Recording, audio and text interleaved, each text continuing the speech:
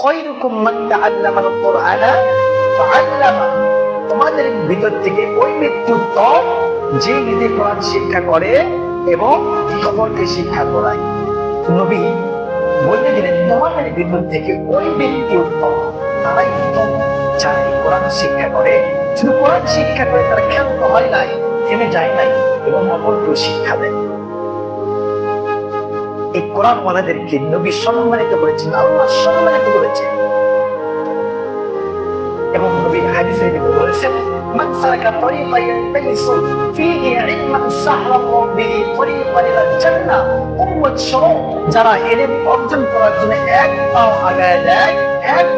আগায় দেয়, ইলম অর্জন করার জন্য আল্লাহ রাব্বুল আলামিন তাদের জন্য জান্নাতের পথ সহজ করে দেয়। সুবহানাল্লাহ।